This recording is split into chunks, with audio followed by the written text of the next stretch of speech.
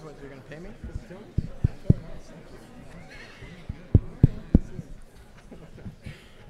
All right, can everyone hear me okay? How's the sound? A little louder? Okay, I'll be loud. This is our session on the National Counterterrorism Center, NCTC. We are going to forego opening statements. I will simply give a brief introduction of our three terrific panelists, and then we'll begin a moderated dialogue that will go on for some time before we open it to the floor for group questions.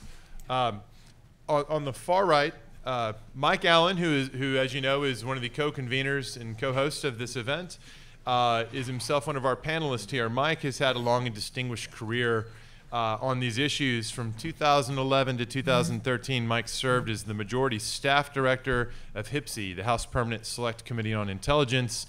Prior to joining HPSI, he was Director for the Bipartisan Policy Center's successor to the 9/11 Commission, the National Security Preparedness Group, co-chaired by Hamilton and Keene. Before that, he served in the White House for 7 years in a variety of policy and legislative roles. At NSC, he served as Special Assistant to the President, Senior Director for Counterproliferation Strategy from 2007 to early 2009, under Steve Hadley, from whom we just heard. Previously, Special Assistant to the President and Senior Director for Legislative Affairs from 2005 to 2007. From 2001 to 2005, he had been in the Legislative Affairs Office of the White House's Homeland Security Council as Special Assistant to the President for Legislative Affairs. He was heavily involved in many of the matters we've been talking about. And as you know, author of the indispensable Blinking Red. That's right. Wow. See? It's on Amazon.com. The conference is getting a commission on every sale, right? To my immediate right, Matt Olsen, who has just recently stepped down as director of the NCTC, a position he held from 2011 until 2014. Prior to leading NCTC, Matt was general counsel of the NSA. You take some interesting jobs, Matt. Before being the general counsel at NSA, he was an associate deputy attorney general at the Justice Department in the National Security Division. Among the many different things he did in the Justice Department, serving as the executive director of the Guantanamo Review Task Force. I could go on about his accomplishments, including service as a federal prosecutor. In the interest of quickly getting to the questions, let me then move to the middle here. Juan Zarate, my law school classmate. Juan, always nice to see you. Likewise, Bob. Yes. Here's your $5. Juan, I'll take a plug. How's that? I'll give you some softball questions. How about that? Juan is currently a senior advisor at the Center for Strategic and International Studies, CSIS. He's a national security analyst, the senior national security analyst for CBS News. And I believe you have your own show called Flashpoints on cbsnews.com. And he's chairman and co-founder of the Financial Integrity Network. Juan had served as Deputy Assistant to the President and Deputy National Security Advisor for Combating Terrorism from 2005 to 2009 and had been the first ever Assistant Secretary of the Treasury for Terrorist Financing and Financial Crimes. He, too, is a former federal prosecutor who was involved in terrorism prosecution prior to 2011, including the prosecution and investigation associated with the attack on the USS Cole. He, too, has a book that you need to check out. It's Treasury's War, The Unleashing of a New Era of Financial Warfare from 2013. Now, without further ado, let's get into the substantive discussion. I thought it might be best to begin actually with Mike Allen. And Mike, drawing on Blinking Red, just tell us, what was the rationale for creating NCTC? What sort of thought went into that? I think everyone agreed with numerous analyses of what had happened and what went wrong on 9/11, which is primarily there was a failure to share information collected abroad, intelligence collected abroad, and fuse it together with information that was in the possession of the Federal Bureau of Investigation. The 9/11 Commission tells this story very well. Of course, the Congress had also discovered it, as had many other Bush administration reviews. So the idea was to create a new entity where you could bring together information that had previously, on the domestic side, been more in the realm of law enforcement sensitive information that would be used for a prosecution, and put it together with foreign intelligence usually collected by the CIA. Because the idea, after we examined what went wrong on 9/11, was that our enemies now were using the exact same devices and methods as we were, and then able to enter to the United States and get on airplanes and commit the acts that they committed on September 11th. So I think the NCTC was the fruition of numerous calls immediately after 9/11 for a fusion center, over and over and over, a fusion center. And that's what the NCTC's primary purpose is and was. Okay, so let me turn to Matt and ask Matt to give us an institutional org chart style survey of what NCTC actually is, all the many component parts and directorates, and without really stopping to get into the details of the pros and cons and so forth, just orient the crowd towards this. Sure. So let me just say at the outset, I feel a little bit, I was thinking about this, I feel a little bit like Ebenezer Scrooge with the ghosts of Intel reform past, present, and future all around me. And I'm Ebenezer Scrooge being judged, being shown, have we done what we were supposed to do? What's our future look like? That's right. But it's great to be here. And so I'll give a very brief kind of nuts and bolts description of what we look like as an organization. I would say sort of four principal responsibilities. First and foremost, in reflecting our biggest organization within NCTC, is intelligence analysis. We're the primary organization in the United States government for the analysis of terrorism information. So the biggest organization within NCTC is made up of intel analysts drawn from around the community. The second mission is watch listing. One of the reforms really and observations of the 9/11 Commission, there were a number of different watch lists within the government before 9/11. There needed to be one consolidated list of all known and suspected terrorists. NCTC has the responsibility for maintaining that database of known and suspected terrorists.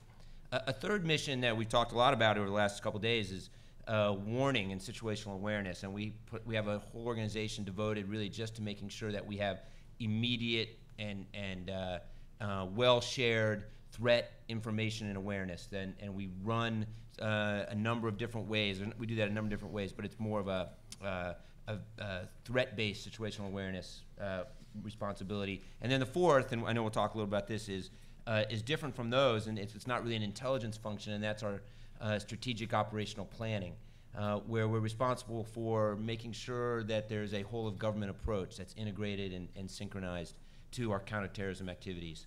So those are the sort of four main areas of responsibility. Okay, so what I thought we might do is pick these off one by one and spend a little bit of time unpacking each of the major areas. And just mainly because it's sort of the one that interests me most, I thought we'd start with strategic operational planning. And Juan, I wanted to ask you to think about this from the NSC staff perspective, and the interagency management that ordinarily goes on in that respect. Why was there a need for some new entity that would take on this sort of integrated planning role? To what extent should this or could this have been done by existing institutions? It's a great question, Bobby. And first of all, thank you, and thank you to the University of Texas and the Strauss Center. Will, thank you very much for having us in the Clement Center as well. It's really an honor to be here, especially with so many living legends and folks who are part of the intelligence Juan, you didn't have to say that about me? Thanks. Not you, Bobby. Not you, Bobby. There's one thing I do want to say, though, about our law school class that we were privileged to be a part of. We had two classmates who died in the service of this country in Afghanistan. The first, Helga Bose, working for the CIA, who died in 2002, shortly after we entered the fight. And then Michael Weston, who died on behalf of the DEA in operations in 2009. And so really a testament not only to, I think, the heroism of those individuals, but also to that class. And I'm really honored to be here. To answer your question, I came to the NCTC in part after the reform. I was at the White House in 2005. And in many ways, I benefited from all the work that had been done in the past, what John Brennan had done to graduate TTIC and hand it over to Scott Redd to run NCTC. So from the White House perspective, we really had several things that we both demanded of NCTC and were trying to help NCTC with. We demanded, obviously, the threat integration analysis, which was so key and vital to understanding the threats as they evolved, day to day and longer term. But we also had a supportive role to the function that you described, Bobby, which is the Director of Special Operations Planning, which is one of these odd terms, as you heard yesterday, that was devised in Congress to try to square the circle of what it is we're trying to achieve. I think some of the 9/11 Commission had envisioned that you needed some quarterback or some belly button in the U.S. government that was not only going to integrate the analysis, but then figure out what to do with it. To Steve Hadley's point earlier, it's nice to understand where the threats are, where the vulnerabilities are, but who's going to do what and when. And so there was a sense that you needed a bit more choreography to how we dealt with the terrorism threats as they evolved. And in some ways, that's what DSOP was thought of initially. It really wasn't that, though, and it never really has become that. Instead, what that role has become has really been an operational function from a strategic planning perspective. And the deficit here was really this, that the National Security Staff is constituted to support the National Security Council and the President. And if you're going to get into complex planning, both for near-term threats and for long-term contingencies, remember, in the counterterrorism world, much of the work is assuming the worst.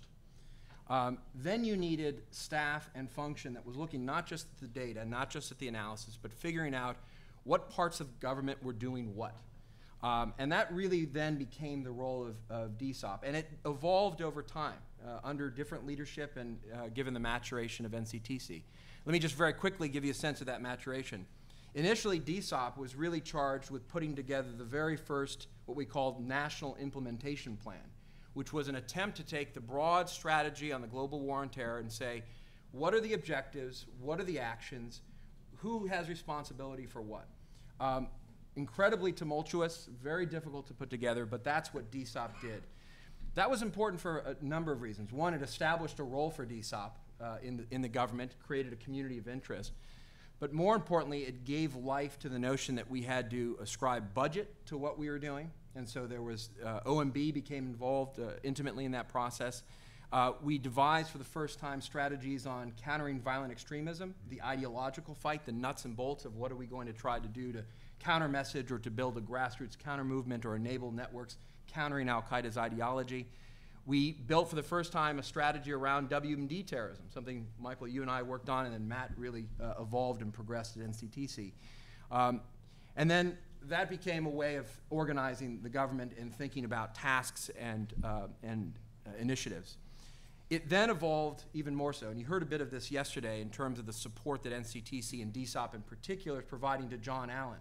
Because over time, what you had NCTC becoming was a bit more akin to an operational planner. That is to say, how do we respond to the near-term threats that are emerging, or frankly, to the threats that we're imagining but don't yet see in the traffic or don't yet see in the analysis. And so, for example, in the summer of 2007, there was a lot of chatter, a lot of threat, a lot of worry about what was coming around the corner. In fact, Mike Hayden likened it to September 10th, 2001.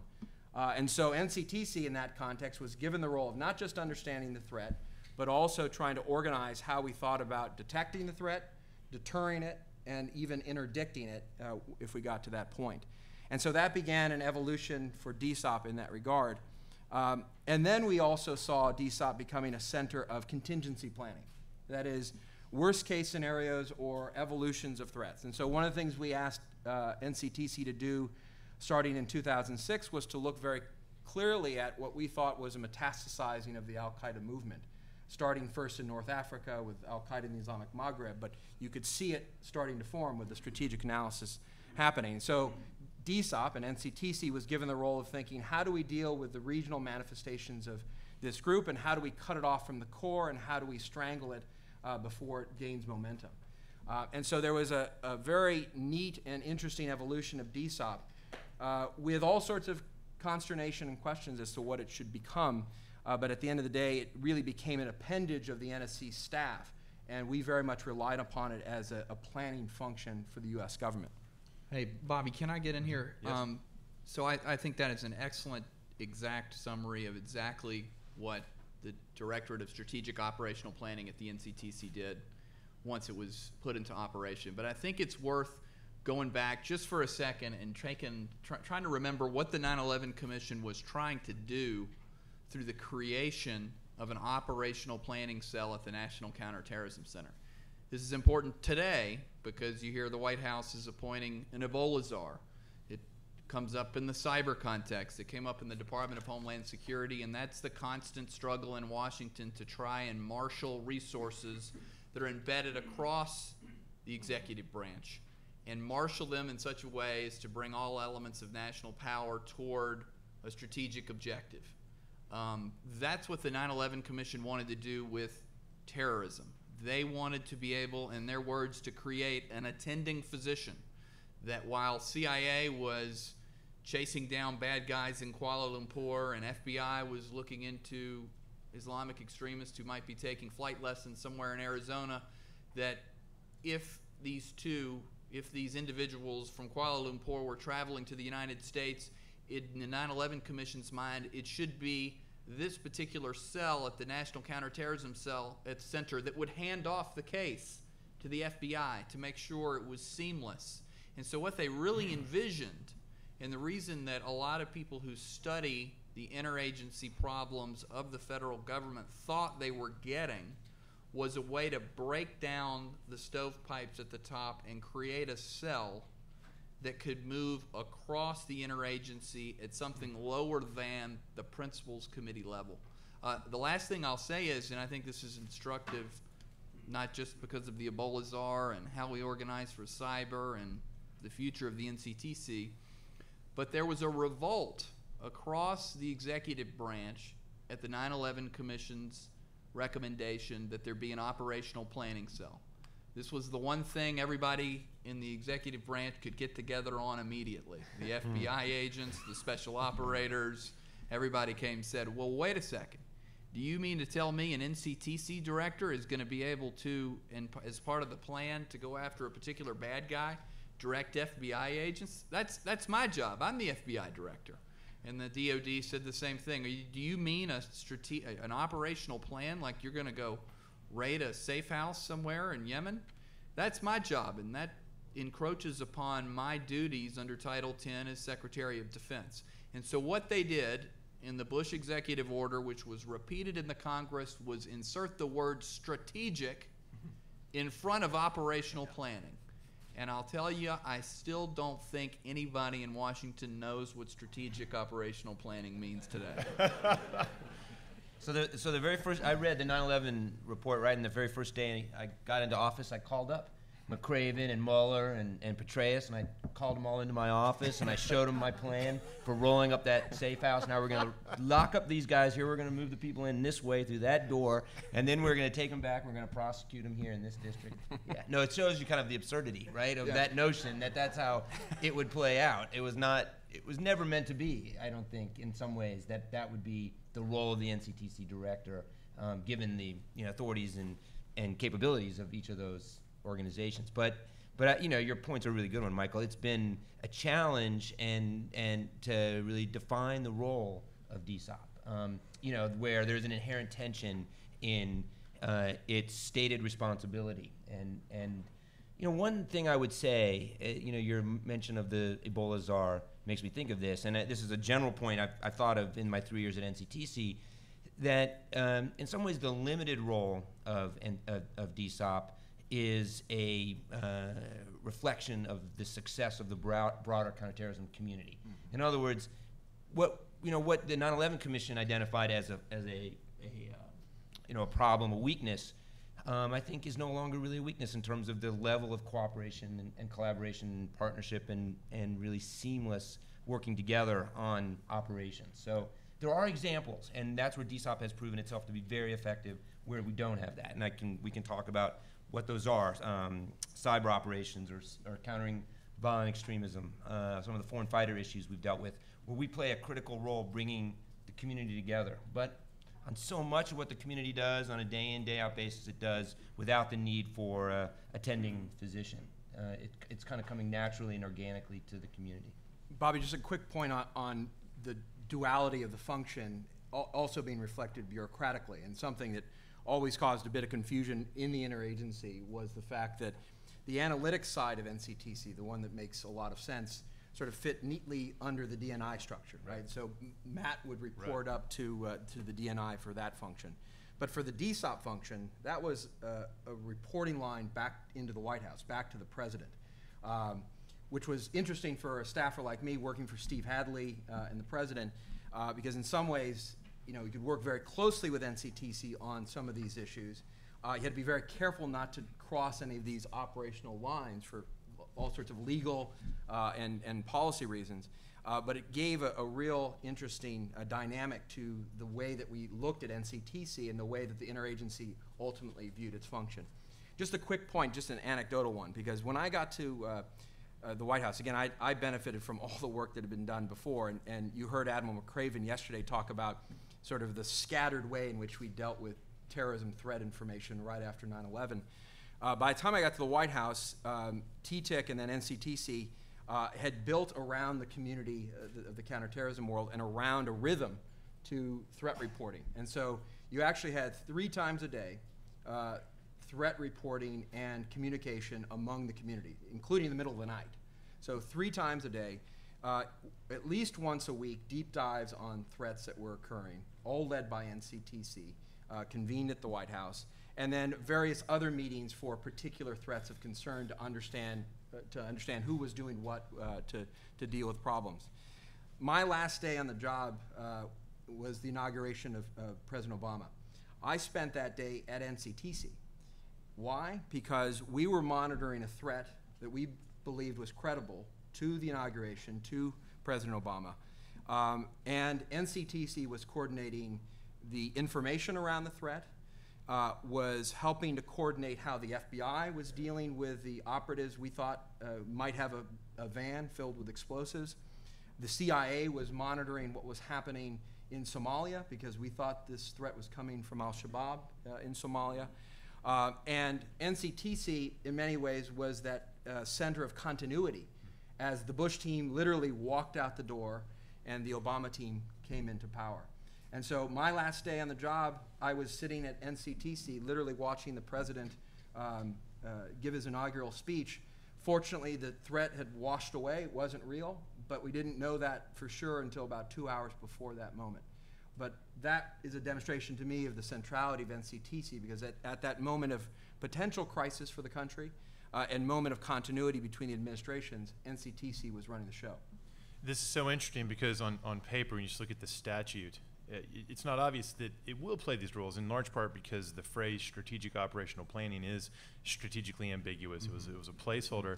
And this all seems to reinforce Director Clapper's point from yesterday when I'd asked him, whether you'd change anything in the statute to strengthen ODNI, and his response was, we all tend to think of the legislative hammer, everything needs a legislative solution, but his point was that a lot of times the organization in practice can evolve and flesh out and create glosses on the statute as to what it can do and become perfectly effective that way.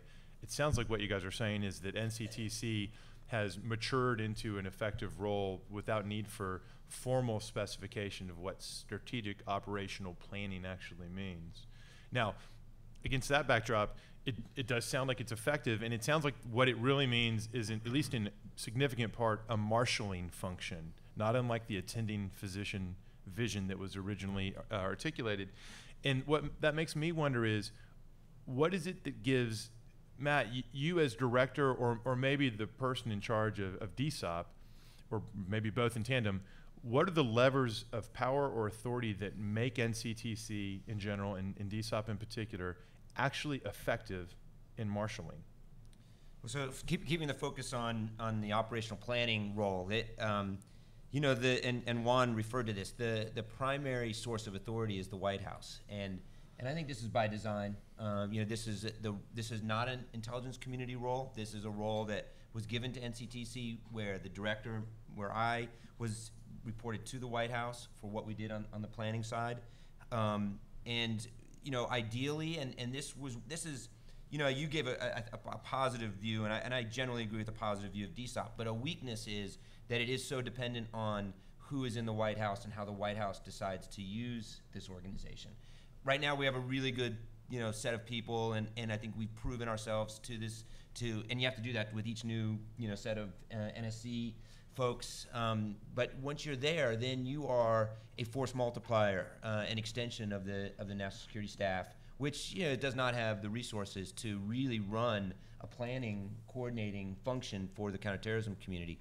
So we basically get work from the White House NSC staff. We'll see an issue like foreign fighters going to Syria, and I'll say to whether it's Brennan when he was in that job, or Lisa Monaco, or Susan Rice, give us that. We're going to have a meeting this afternoon. We can take this on at DSOP.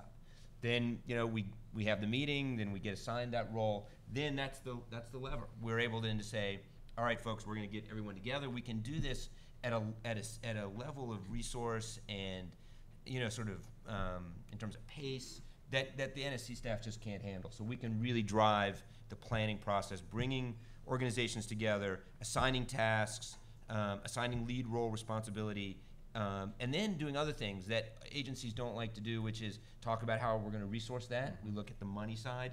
And then what's even, I think, sometimes even less welcome is we can assess progress, which is a critical component of the planning cycle. But we can say, okay, in 3 months, in 6 months, how are we doing? Where are we falling short?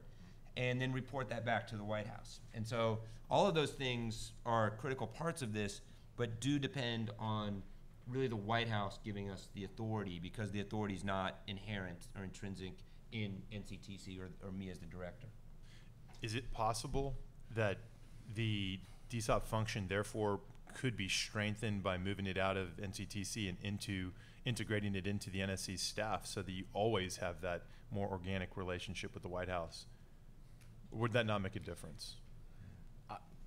Reasons not to. Yeah, I think there's lots of reasons why you wouldn't want to do that. I think you want to keep the NSC staff function in some ways relatively pure. That is to say, you are the president's staff. You're meeting the needs of the president and his senior cabinet secretaries who are part of the National Security Council.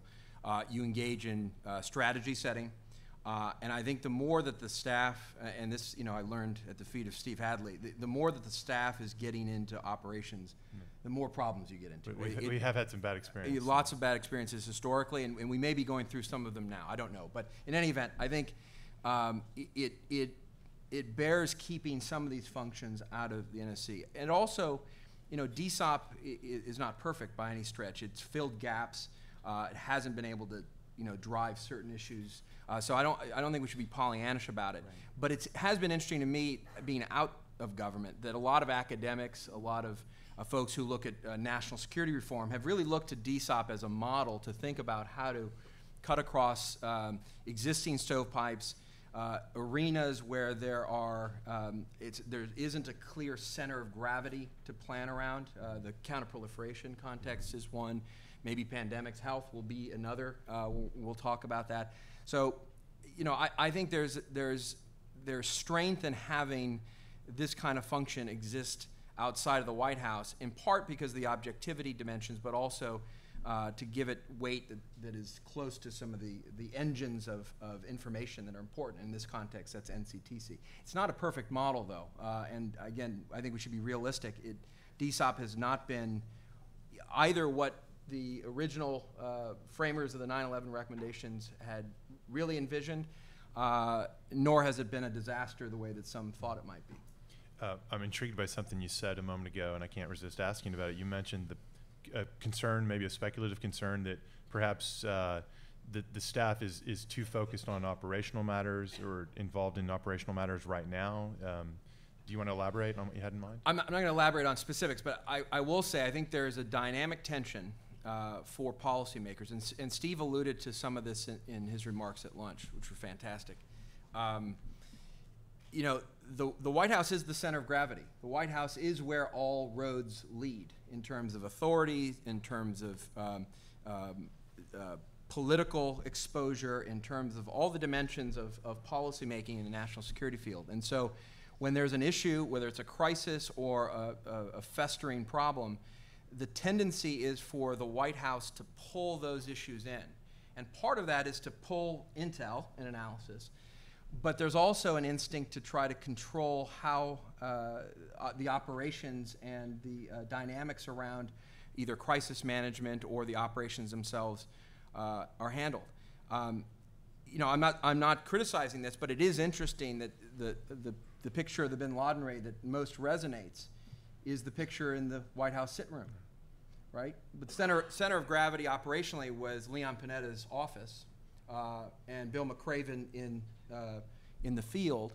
But the picture was of the White House. And so there's a dynamic tension there because the White House needs and wants to be controlling very sensitive issues, needs to think about the operational implications, but at a certain point, it's only the president that has that authority and not the staff. And I think there's a real tension there that every national security advisor and every president has to be wary of. Fair enough. Matt, when the NCTC is performing this marshaling function, when it's herding the cats, I'd imagine that not all the cats are equally cooperative. In your experience, are one or more of the component entities of the IC reluctant to be part of this larger integrated planning process, or is everyone playing ball at this point pretty well? And has it changed over time? I mean, my experience is everyone is playing ball pretty well. I mean, the imperative of 9/11 and of intelligence reform has really become manifest in a very collaborative relationship among the agencies. There are hard issues. You know, there are hard issues that have difficult policy implications or are or may affect a particular organization's, you know, their own sort of tribal instincts more than others. You know, and then some agencies are not used to being part of this effort. Like when we work on countering violent extremism, you know, we're bringing in sometimes agencies that aren't part of the traditional counterterrorism group. You know, maybe the Department of Education, which isn't used to this. And so there, I think we've been able to, you know, DSOP's really proven its worth by being an organization that can be sort of an honest broker. This is maybe a bit of the genius of not being operational, and that is, you know, not having an operational stake in an outcome gives NCTC and DSOP in particular the ability to, you know, sort of step back and say, okay, we have no real stake in how this, you know, what policy ultimately is adopted or who does what, but, you know, here's what we think makes sense, and we have a bit, you know, sort of credibility that comes with being, you know, completely neutral in that. Mike, can I ask you to talk about where Congress fits into this picture, and in particular in terms of oversight on one hand, and on the other hand, the sort of support that entities can really benefit from when legislators are very familiar with their business and can back them when their equities are at stake appropriately. Does NCTC, where does it fit in the congressional picture now that it exists? Is it a HPSI entity? The Homeland Security Committees were able to get their hooks into NCTC very, very early, and they're not going to give it up. I think the NCTC has got different levels of congressional oversight. Certainly, the HPSI, the two intelligence committees, oversee what the NCTC does. But the Homeland Security Committees also frequently would rely on the NCTC for testimony and oversight and the rest. You know, I think most of the congressional committees were sort of in on the joke when we designed the DSOP. They were more interested in protecting the prerogatives of their departments in some cases than were the departmental entity officials who showed up at the NCTC. And so I honestly don't think that there is a tremendous amount of congressional appreciation and support of what the DSOP mission is. I do, however, think there is a tremendous amount of support for the fusion center function, the analytical function of the National Counterterrorism Center. And so I think it's a mixed bag, and it's split depending on what you're talking about. Okay. Before we move away from DSOP, I want to look at two particular things. One, I want to talk about terrorism finance and ask Juan whether is this something where NCTC, in your experience, plays an important role, or is that something that's so uniquely Treasuries that it's not a question of involving other entities or needing coordination? It's a good question, Bobby. Thank you. You know, post 9/11, Treasury was given the lead to deal with terrorist financing, to find ways of deterring, disrupting support to terrorist groups. And the challenge with that, of course, is it's not just Treasury tools or authorities that are brought to bear. The agency and the IC have a very clear role. The FBI does, law enforcement across the board, the State Department does. And so the interagency process around that developed very quickly after 9/11, but centered around Treasury. And so in some ways you had sort of a precursor to DSOP in the terrorist financing context through the policy coordinating council and process that the White House runs. And so that ran fairly well for a number of years. One of the things that DSOP did, though, and this was back in 2006, if I recall correctly, they actually began to develop operational plans around terrorist financing. In some ways codifying and memorializing what had already been happening, but also being a bit more creative about thinking about what was to come next. And so in that context, it was DSOP and NCTC complementing the community of interest and the set of actions that were already happening both domestically and internationally around terrorist financing.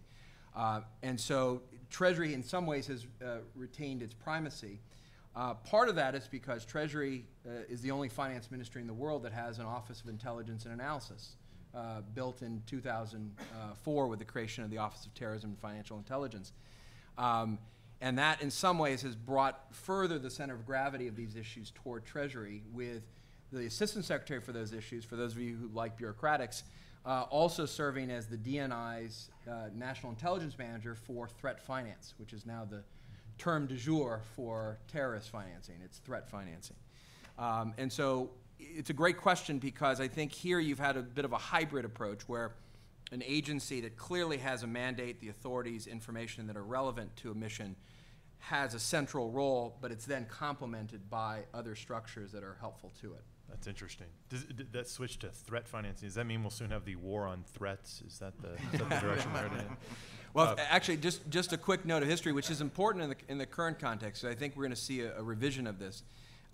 Threat finance is a term that's come from the military, because it's a doctrine where the military, especially in Iraq and then in Afghanistan, saw that we had to understand how the enemy was resourcing itself and understand what we could do to disrupt it, both where the fight was being had and then internationally. You had in 06 and then 08 the creation of threat finance cells on the ground in Iraq and then Afghanistan. The one in Iraq was dismantled in 2011, and I would say we're about to restart that process again to understand how better to disrupt the Islamic State financing, which is something Stan McChrystal, Treasury, and CENTCOM were doing pretty effectively on the ground in 2007, 2008. Well, and this goes back to our classmate in the role of counter-narcotics. I assume there's an integration task where you're pulling together worlds that don't, actually probably increasingly often do intersect and are getting comfortable working with one another. Well, sorry for taking more time with this, but part of the reason Michael was in the field with the DEA raiding a site belonging to Taliban narco traffickers was that the DEA had taken the lead role for the Afghan threat finance cell, given to them in 2008. They were on the ground, embedded with the military, working with the Treasury, and part of their mission was to try to disrupt the financing underwriting the Taliban's activities and Al-Qaeda's activities in Afghanistan. So last, Matt, let me come back to you. Countering violent extremism, you've mentioned it a few times, and of course, Sharik Zafar, who recently left that position, a UT Law grad, so hook 'em, Sharik. That sounds relevant. Sounds like it's timely, pertains to homegrown threats. But tell us what exactly is going on under the hood of CVE, Countering Violent Extremism. What sort of activities actually are taking place that you can talk about? Sure. I mean, I can talk about, this is an effort that we engage at NCTC, but we're doing this with the Department of Justice and FBI and DHS, and Quentin is here. He had a big role in this when he was at the White House. And there's really no limit to what I can talk about this. I mean, this is an outward-facing effort, right? And it's gotten a new urgency with all of the attention being paid now to Americans traveling to Syria. But it's basically an effort to really reach out to communities around the country, work with community leaders, religious leaders, in places that we think are potentially vulnerable to the message of extremism, and particularly from NCTC's perspective, Al-Qaeda's message. And to provide these communities and these leaders with the tools to understand that message and to defend against it, particularly children and young people who might be vulnerable. The other piece of it is to really work with state and local law enforcement, give them the training they need to recognize the signs of someone becoming radicalized and potentially mobilized to violence. Our effort has been really, again, working as an extension of the White House, is to implement a strategy that the White House adopted in 2011. And there was really no structure within the government to do this, and no one agency given this responsibility. We put a fair amount of resources into it at NCTC, and we've got a lot of really bright, dedicated people working on it. And because we're NCTC and we have one mission, it's kind of easier for us to do this than it is in some ways for DHS or FBI, which has so many different missions.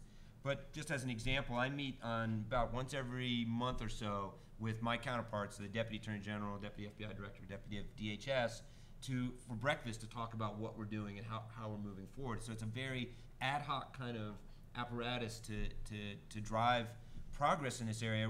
The Attorney General recently talked about 3 pilot cities where we are implementing new programs, but the difficulty is in this area, one of the primary difficulties is that the role of government is necessarily limited. We're talking about messaging and countering a message. So we really have to figure out how to do this in a more extensive way by working with the private sector and again, fundamentally with those communities that are potentially vulnerable. Okay, well, let's turn our attention now to what you described as sort of the main event for NCTC, the Intelligence Integration Mission. And Mike, I want to again begin with you by drawing our attention back to what was intended in the legislation originally. And one of the things I'm curious about there is why not rely on CIA all-source analysis? Why not modify whatever needed to be modified to make it more truly all-source? Why a new entity altogether, either at the TTIC stage or at the NCTC stage for this mission? Well, we talked about just that issue when President Bush created the Terrorist Threat Integration Center, which is what we call TTIC, which is the Analytical Fusion Center. He put it at CIA. When the 9/11 Commission came along, I think what their rationale was that it would work better, given the traditions of the United States, that the Central Intelligence Agency shouldn't be in possession of U.S. person information or be really a deep party to whatever the FBI or the DHS's activities were domestically. The rationale was, well, let's take it out of CIA and have it freestanding with the ODNI, reporting to the ODNI, so that we could have a new place where we could mix domestic information and foreign intelligence. It was thought that if we vested this in the Central Intelligence Agency, it would garner tremendous suspicion and eventually its mission would be undermined. I think what people were going for, and I think this effort continues today, and we can hear from Matt on this, is I think everybody is generally aware of just how many dozens and dozens of different databases there are throughout not just the intelligence community, but also through the Department of Homeland Security that would have a bearing on stopping terrorist travel or locating a particular individual. And so I think what the intent of the fusion function of the NCTC is a place where all of these different portals can come together and be viewed and analyzed by a separate analytical core whose core mission is the protection of the homeland. I think that's what we're going for. I think there have been, of course, bureaucratic obstacles, technological obstacles, and the rest, but my sense from working on the House Intelligence Committee was we're making steady progress over time in DHS and other people who didn't want to surrender a particular database to the NCTC have, under certain conditions, given up access to those databases, and that has in turn improved the ability of the NCTC to track the bad guys. Juan, what did it look like from your perspective during the second term of the Bush administration? How, as it started getting off the ground, how did it perform? What kind of challenges did it face? It ran very well, but there were limitations, and limitations that still exist in some ways, both by law and design, but also a little bit of lore too. You know, from the White House perspective, it was incredibly helpful and useful to have this function, whether on a daily basis or more strategically, where you could say, look, this is where we need to have all the information go, whether it's domestic or foreign, to look at this particular set of problems. And then to be able to rely that that's actually happening, that the dots are being connected, however you want to call it, that analysis and work was actually happening, and that the president, the national security advisor, could be well served in terms of the decisions that then had to be made. So from our perspective, that part of it worked very well. The problem, though, I think sometimes with the lore around NCTC is there's a sense that it sees all, and it's instantaneous, and all the databases are sort of fed in neatly and easily, and you've got a supercomputer sort of spewing out where the latest terrorist is going to come into the country, et cetera. It doesn't work that way, right? You still rely on analysts to be both intuitive and imaginative, to Steve's point earlier. You rely on kludging systems together, which by law, in many cases, are kept apart. For example, American citizen data. And rely on sometimes fairly clunky analytic ways of getting at certain potential problems and answers. And so it was a relief from a White House perspective to have some place that you could rely upon. But sometimes there was a sense of over-reliance when in fact there were still gaps in the system, and gaps that still exist. You know, sometimes the NCTC director, and I love Matt and loved Mike Leiter and Scott Redd before him, they're often called the Jack Bauer of the US government. And though Matt's a stud and Mike's a stud as well, you know, NCTC doesn't work that way, and doesn't, frankly, have the capabilities to do either on the operational side, as we've been talking about, but also on the analytics side, the kind of fusion of open source, private sector, and all source intelligence that you would assume given its function. So they're not the Jack Bauer or the Chloe, is what you're saying. Exactly, that's right. Matt, obviously the Abdul Muttalib incident, the attempted downing of the flight to Detroit, was a seminal moment, and it prompted lots of introspection, lots of external criticism of NCTC. To what extent do you think NCTC, at that point, fairly deserves blame? And in any event, what has changed since then as a result of all that scrutiny? Yeah, I mean, I wasn't there in Christmas Day 2009, but you know, obviously I was aware of the criticism, and I think in some ways it's a reflection of the point that Juan just made, that there's this impression that that we are this all-seeing, all-knowing entity that was set out by the 9/11 Commission to be able to immediately identify these types of threats. I mean, that said, we did learn quite a bit, and it was, as you said, Bobby, a seminal moment, sort of a watershed event for us that sort of helped us focus on where we were and where we needed to go. So going back to the very beginning, in 2004, where we basically just had an analyst pulled together, and we just put, each analyst had 5, 6, 7 central processing units under their desk that they just had to log into each one of these different systems in order to look at different databases. And we've gone from that to essentially a counterterrorism database that includes all of the CIA's reporting, including operational reporting. It includes really all of the FBI investigative information, in one place. And that really is the fulfillment in large part of this bold vision that the 9/11 Commission and Congress had in 2004. What Abdul Muttalib showed, the weakness, and what we've been working on and during my time at NCTC, was, okay, we've got access to a lot of terrorism information. We see the reporting from NSA and CIA and FBI about who the bad guys are and what they're doing. What we don't have is this kind of access we need to what essentially is not terrorism information in the main, but may include particularly useful information about terrorist activities. For example, a lot of the information that DHS or the State Department has about travel. And we spent a lot of effort, and this was kind of the next evolution of NCTC, to get access to that data in a way that we could, when Abdul Muttalib is trying to leave Nigeria, that we have insight into that. Not just the initial report about who he was, but we start to see, okay, is this guy, somebody like this looking forward hypothetically, does he have a visa? Can we quickly look through our databases? Has he made travel plans? Has he traveled previously? Getting access in quick order to that type of information, again, the vast majority of which is completely not derogatory or nefarious, but contains within it that specific nugget that we need to connect up with the terrorism information to disrupt a plot. And I think that was one of the central lessons of Abdul Muttalib.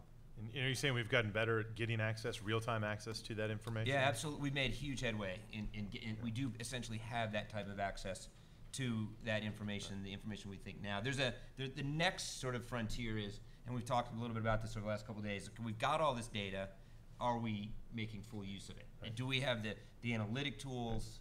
Do we have the processes and this is not just an NCTC problem, this is the big data problem that everybody faces. The problem of too many dots. Yeah, exactly. Too much information, and can we find that piece of knowledge we need in that data? So on one hand, with that as a caveat, that there's sort of a comforting story of overcoming the technical and policy barriers to being the all-source integrator, but the very success in doing that is going to raise civil liberties and privacy concerns, and of course that's something that as director I know you had to wrestle with quite a bit.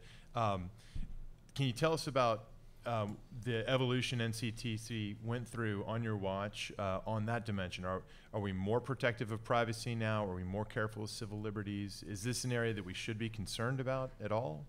So, well, definitely we should be concerned about it. And we did a lot of this work sort of pre-Snowden, and we did everything sort of above and beyond what other agencies were doing in protecting their own data. So we put at least as much protection in as other agencies had in terms of privacy and civil liberties, and in most cases substantially more, to make sure that there were safeguards built in to protect privacy and civil liberties of U.S. persons. It is a constant struggle. This struggle didn't just start with the NSA leaks. There was a time when I met with a big group of ACLU and EFF and the privacy advocate groups.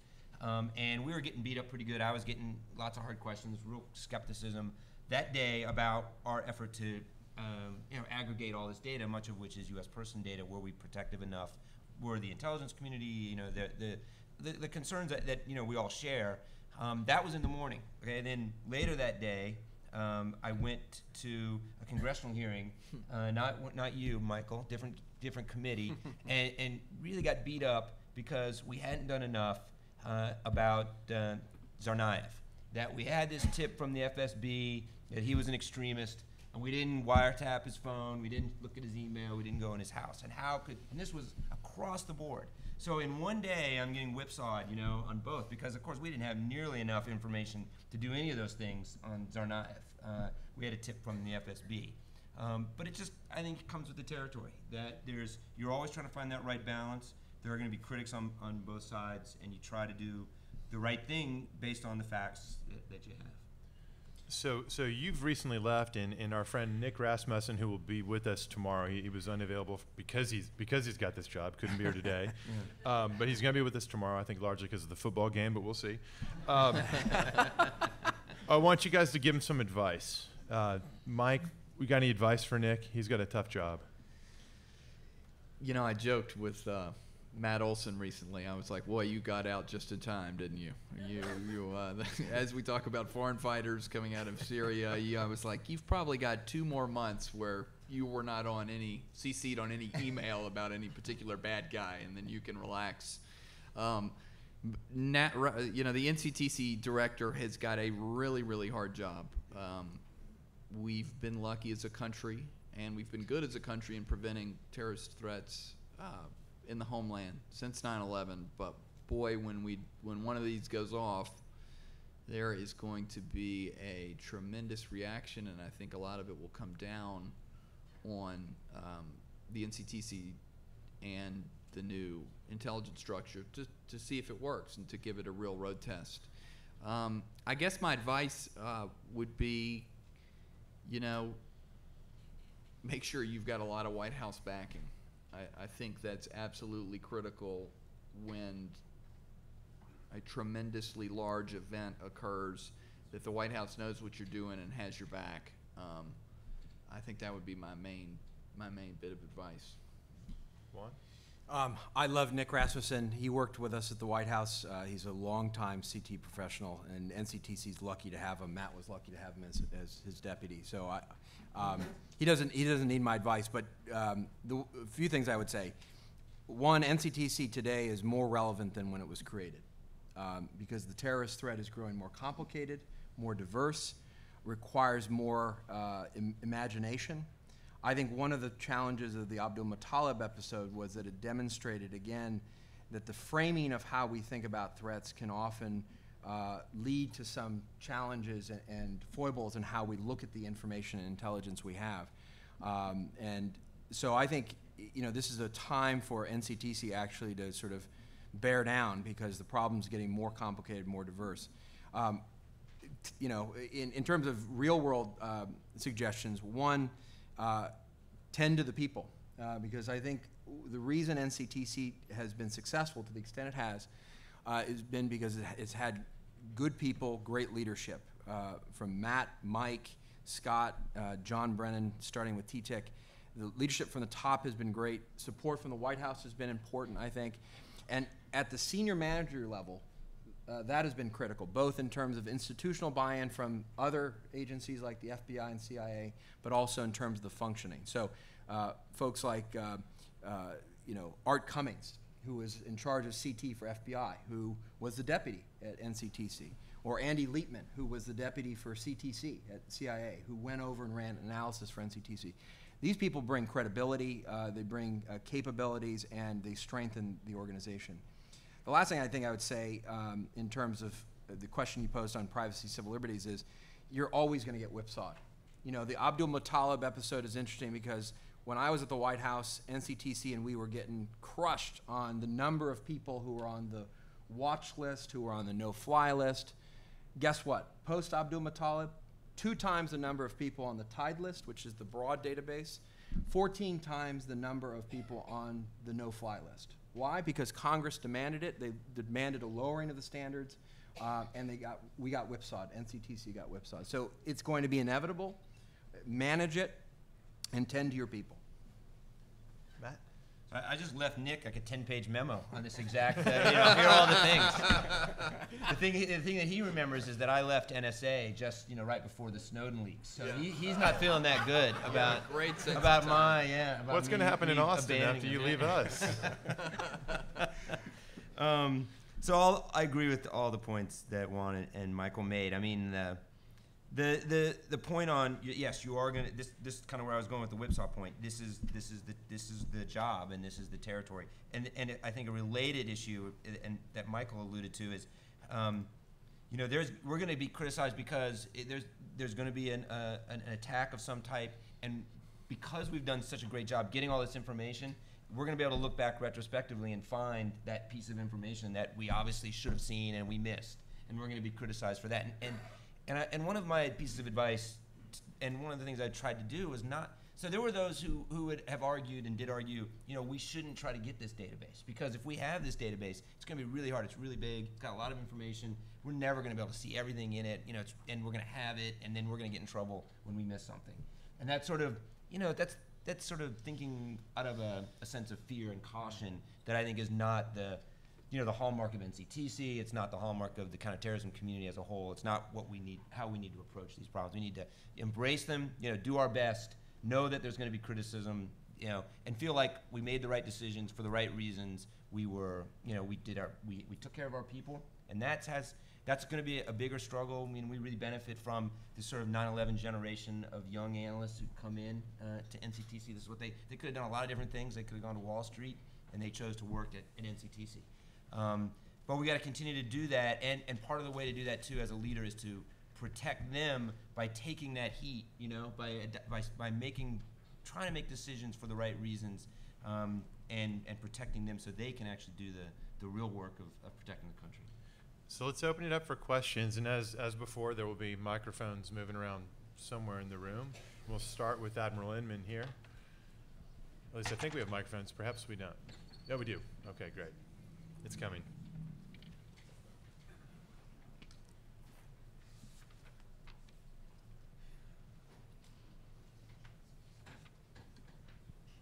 Thank you. Matt, there are two questions for you.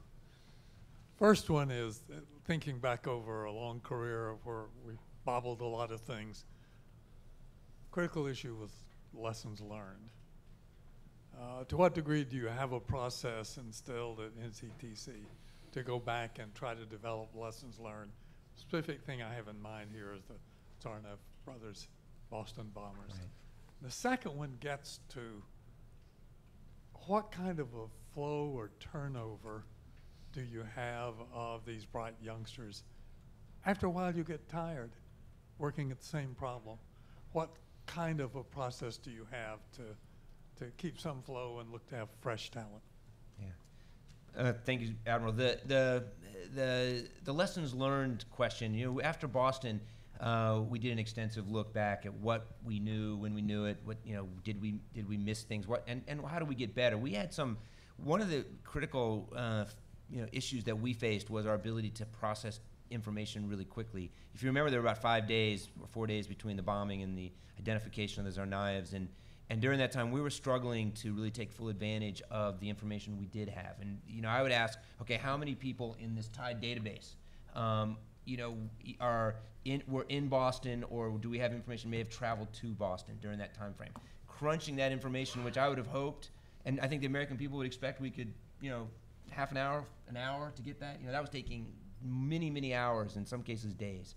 So that was a critical lesson learned. We're NCTC, one of the things we have an advantage in this regard, in that one of the things we do is we do planning for big events, so like Sochi Olympics, for the Intel community, London Olympics, other big events. So we've got this team of people who've got a lot of experience in looking at processes and designing good processes. So we put them in charge of doing a lessons learned, and I think we came up with some important insights from that. I think of your two questions, the second one is one I really struggle with. So we have a huge amount of turnover by design. So about half our workforce is detailee coming in from other, and we want to keep it that way. We really want to keep that joint workforce. But that means I do the orientation every month, where it's 20, 30, 40 new people in an organization of about 1,000 every month, and just managing that is difficult. But then, as you allude to, the idea that some of these folks have been doing this for 4, 5, 6 now, we're 10 years old. There are actually still some plank holders around who were there at the very beginning in the TTIC days. CT is a tough business to do for that at that pace for that amount of time. So I think the key is, especially for our analysts, to get them involved in going back to their home agency or giving them different opportunities to keep them fresh.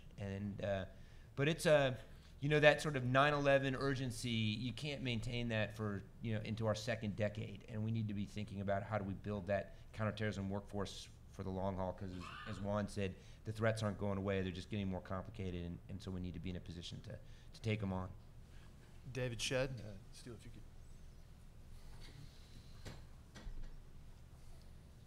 Mine's more in the form of a comment about a beneficiary as an operational agency that has taken great advantage of NCTC. By way of that comment, I would say the access to the database of DIA analysts who are now serving in an agreement that we have with NCTC. I found enormous cultural resistance at DIA to having them go to NCTC. But as a result of that, they're coming back in part to Admiral Inman's question about these analysts and the burnout factor, if I can put words in your mouth, coming back refreshed because they've had an interagency experience. They've been up and sideways with, alongside of the domestic side with FBI and so forth. So somewhere on the order of 50 to 60 analysts rotating in and out of NCTC with that much broader access to databases. What do we get out of it? DIA inside the defense counterterrorism threat aspect is co-production with NCTC. And I think that's a much stronger product for you. It's definitely a much stronger product for us. So all by way of a comment of someone that has actually seen it, lived it, and really embraces the NCTC concept in practice. So if I could just say, this was an innovation initiative that I somewhat inherited, but helped because of David's leadership in making happen with DIA at NCTC. This is an extraordinary number of DIA analysts coming in, and the goal is working together with our analysts side by side and joint production. And the number of joint pieces, especially in a time of constrained budgets, that we're able to write so much together instead of separately, in parallel. It serves the policymaker. It's the right thing for the American people. Larry Wright.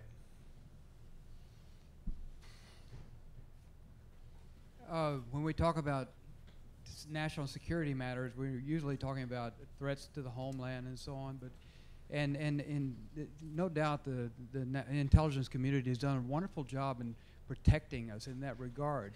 Meantime, the American business community has been under ceaseless, remorseless attack, and one could easily make a case that this is a national security matter. How should we address this, and how are we doing it now? What changes do you have in mind? So are you referring to cyber, basically? Basically, cyber, yeah.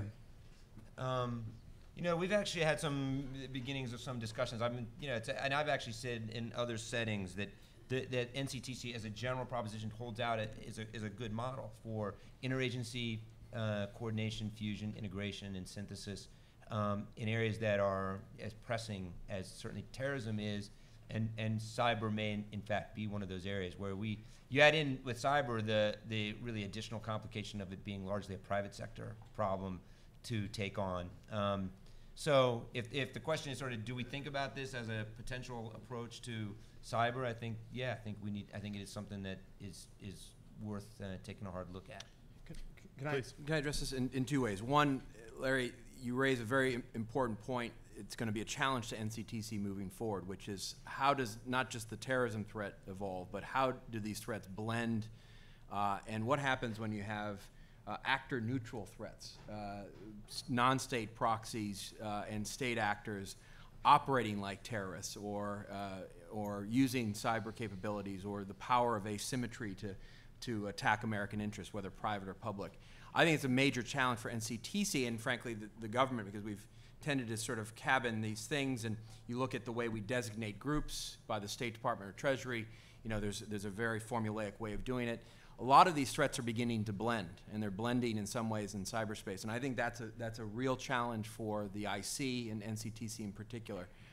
In terms of a different approach, I've written a little bit about this. I actually think we've got to move to a different legal construct, and one that looks, frankly, in some ways, a cyber privateering model. That is to say, that is a much more active public-private partnership that maybe even learns from the letters of marque and reprisal of the 18th and 19th century, where government was empowering in a more aggressive way the private sector to defend itself in coordination. The problem, of course, in the post-Snowden era is you have a lot of suspicion and angst in terms of that coordination. And I've said, one of the strategic fallouts of the Snowden affair is the raising of mistrust between the public and private sector at precisely the time when you need that kind of cooperation more than ever. We have a bit of a queue here. First, we'll go to John McLaughlin, and then be to David Schanzer and Chuck Alsop. So, Steele, if you would get it over there to the director.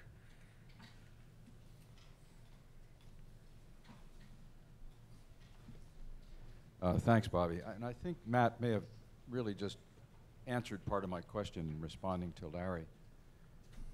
I'm intrigued by the strategic operational planning model, and that comes from having been involved in some exercises in town where we've looked at revising the National Security Act. One of the problems, I think, is that despite the hard work that takes place in the National Security Council, and no one can work harder, it tends to get overwhelmed, in my experience, if the problems are more than, let's say, 3, maybe more, but In other words, you can only have so many meetings in a day. You can only make so many decisions.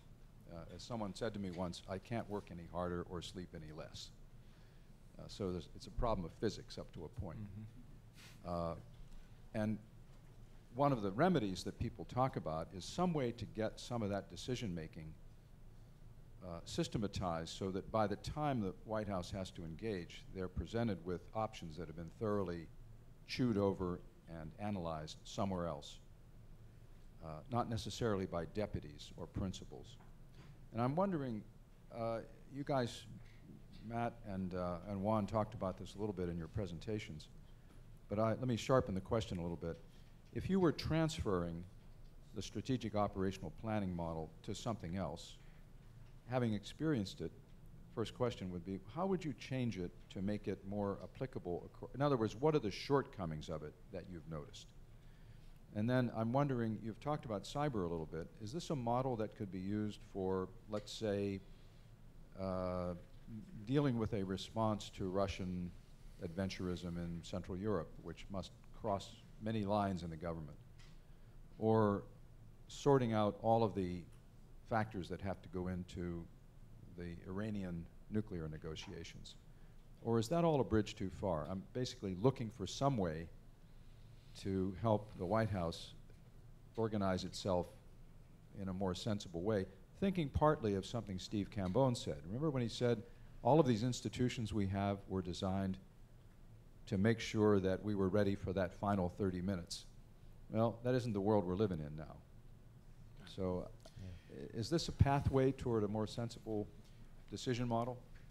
Very quickly, I mean, look, I think it is potentially.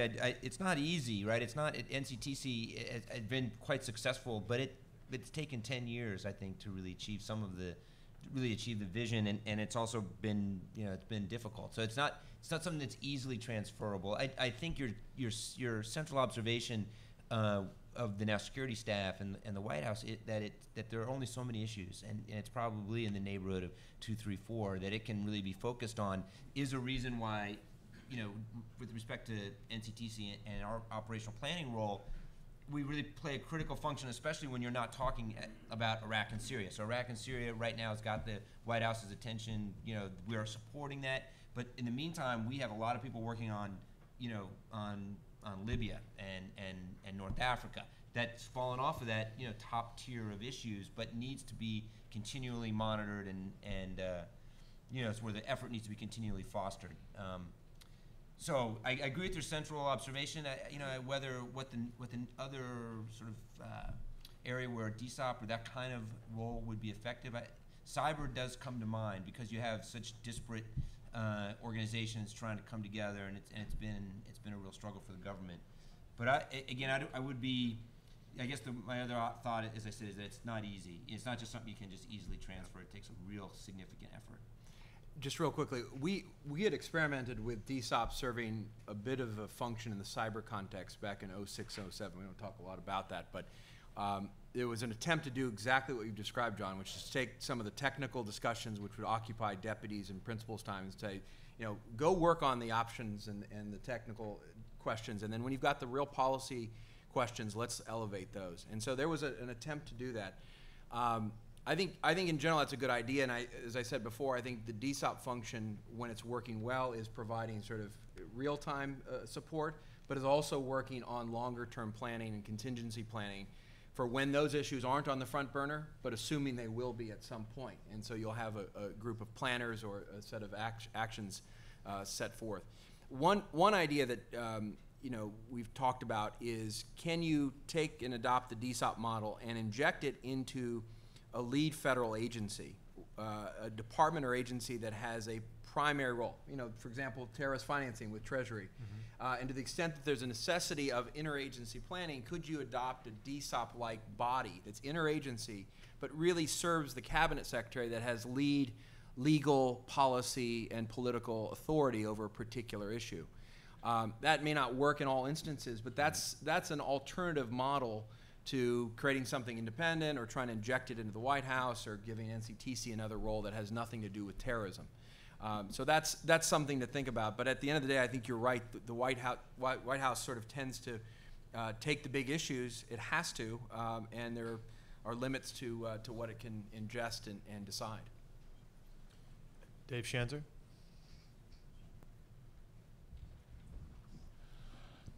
Hi. I'd like to ask two kind of Homeland Security related questions. The first is about the regional fusion centers. There's been a lot of reports criticizing them, and my impression has been sometimes they had a lot of structure but not a lot of intel to fuse. And I'm wondering, you know, Matt, you have a fusion center, but you're not the only federal entity that has fusion centers. You know, at what point do we, you know, you have weapons, proliferation of weapons of mass destruction, when do we have mass proliferation of fusion centers? And does that ever get to be problematic from you, both with respect to the regional fusion centers and then other agencies around town that have them? And the second question is kind of related, is about how DHS plays in this intelligence fusion role. Mike Allen is the historian here, but just to inject a little bit of history, the Homeland Security Act was passed in December 2012, and it was around January of 2002, and it was around January that the President announces the creation of TTIC. And much of the conversation in Congress, when I was there working on the Homeland Security Act, was about this intelligence fusion function, and there was a lot of anticipation that was going to be built in the Department of Homeland Security. Right. And what happens is the President, I think wisely in his view, you know, especially in retrospect, decides that no, we're not going to put this important function in an agency that is really just getting up to speed. We're going to create something else, and that's where TTIC came from. But before Tom Ridge's had even found out where his keys were to his office, that function was kind of ripped out of DHS, and that Office of Intelligence Analysis has done, had a lot of churn over this period and struggle for its own identity. So I'm just wondering if you can comment about how that entity has matured and how it fits into the things that you've been discussing this afternoon. So let me just hit the fusion center question first, and you, Michael. But so look, I think we're pretty well organized at the federal level in terms of NCTC's role on terrorism information, and there's not really an overlap or any kind of disorganization from a fusion center point of view at the federal level. I do think, look, the regional, local fusion centers, there's a wide variety. Some are quite good. Some are struggling to be more relevant. And I've traveled a lot around and met with a lot of the folks that run these centers. I think the broader challenge, and Clapper referred to this a little bit, is trying to figure out how we're organized from a counterterrorism perspective when it comes to the inside the United States. How well is information flowing from a vertical perspective, from the police officer on the street to the a fusion center, to the Joint Terrorism Task Force, to the sort of national intelligence apparatus that we are a part of. We've done a number of things at NCTC to help out there with that flow of information, but the one I would mention right now is a small element within NCTC called the Joint Counterterrorism Assessment Team, JCAT, which is a detailee opportunity for state and local police officers and firefighters to come spend a year or two at NCTC. They get all the clearances, they work side by side with our analysts, they read the classified information and analysis, and then they rewrite it or repurpose it in unclassified format so it can be put up on a bulletin board in a police department or a fire station. So one person who's going to do that, I just met, Matt Rush, is an Austin firefighter, a captain with the Austin Fire Department, who's going to join NCTC in a month, soon. But so this is an example of somebody who, bringing that local knowledge, that local insight to NCTC, sits with our analysts, tells them what matters to his community so that we can be a better partner with them. And it's a small effort, but I think it's kind of punches above its weight. It's really important. I think you're exactly right. I mean, when Congress wrote the Homeland Security Act in 2002 and created an intelligence office in the Department of Homeland Security, the people that were writing it believed it would become the Fusion Center. And that was not where I think people in the executive branch's heads were about a fusion center. This has contributed, I think, as you've alluded to a real mission confusion problem about the intelligence office at the Department of Homeland Security, What is their role? They'll cite the statute and show you where we have broad authority to converse with state and locals and to collect and put together different amounts of information, but they don't really do that, and they're feuding with the FBI. I've said it in a couple different settings here in the last 2 days that essentially I think there's reorganization fatigue. I don't think there's a real desire in the place of the Congress to take up something like this, but I think this is an area that really needs to be fixed. There are real lanes in the road problems between the Department of Homeland Security and the FBI. What do fusion centers do? What does the JTTF do?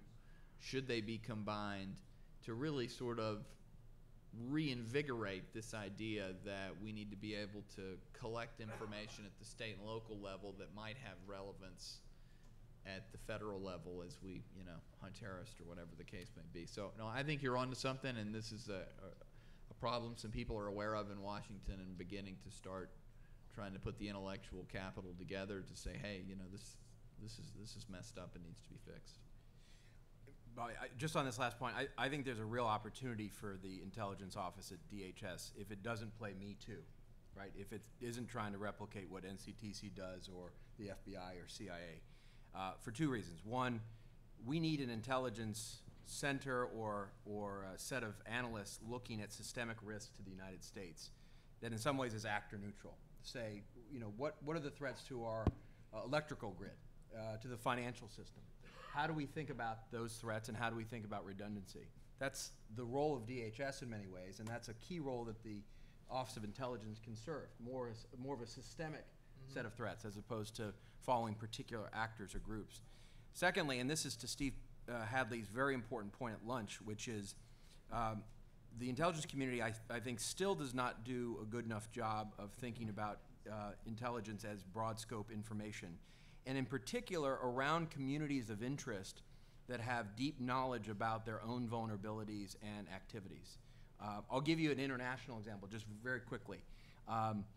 I met with some folks last week who are focused on the Islamic State's exploitation of the antiquities trade. They're taxing it, they're in league with some of the looters, and they're actually now running some of the operations. The folks who know most about this are the people who not only worry about the antiquities trade, but the archaeologists who are in Syria and Iraq.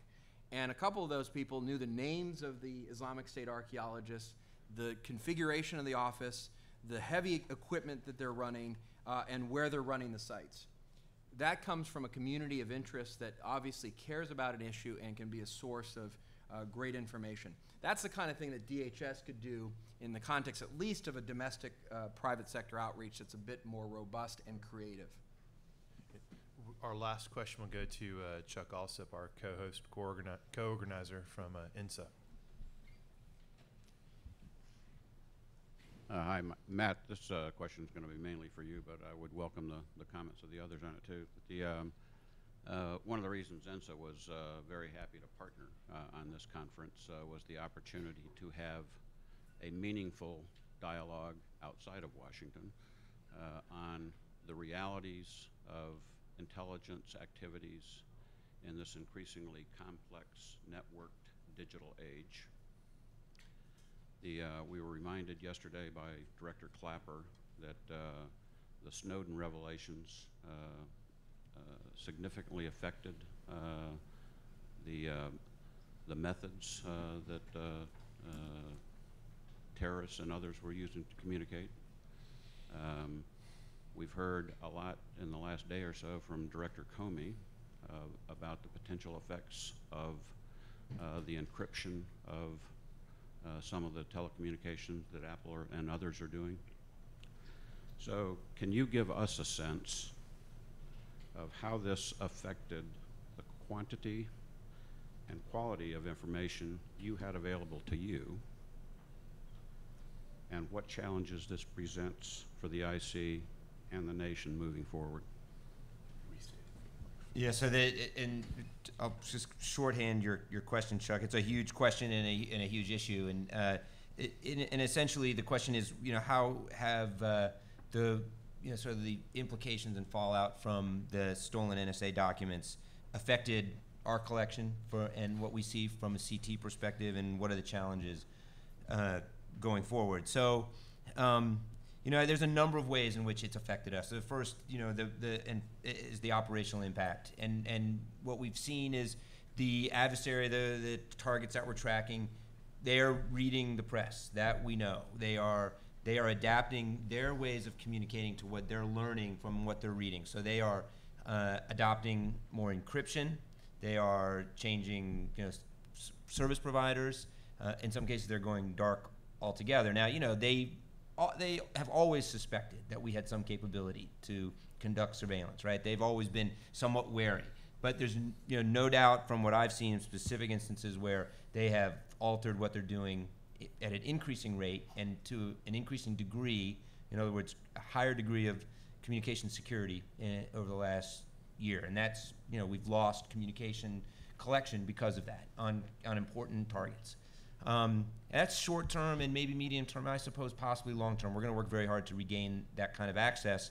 But then there's, longer term fallout, the one that Director Clapper mentioned and Director Comey as well, in terms of this sort of paradigm shift that seems to be taking place in terms of our relationship with providers, the internet service providers and the communication companies, where as before, if you had a lawful order and you presented that to them, I did this when I was at the Department of Justice, there was no question about compliance. Now it seems to be that it's the opposite. It is the position of these companies not to comply, or at least to really make it difficult for the government to obtain compliance. There's not a sense of cooperation. That's a longer term problem, and that we're gonna have to really focus on addressing. And then the last thing I'll mention, and probably the more far-reaching problem, is the erosion of trust that's been the consequence of the fallout, the trust with the American people, that really what the companies are doing is reflecting. And we're going to have to be, again, more transparent, because that transparency will lead to more trust, which will lead to more legitimacy for what we're doing, and that will allow us then to have the authority we need to do what's necessary to carry out our activities and protect the country. And we'll get there. It's just going to take, we're going to have to be a little more transparent, and over time we'll regain that trust. But we definitely have lost, no doubt we've lost some of that trust that we had, that makes our job much more difficult. We will resume at 4 o'clock for a fascinating panel on the jihadi terrorist threat. Let's thank our panelists for a very informative session.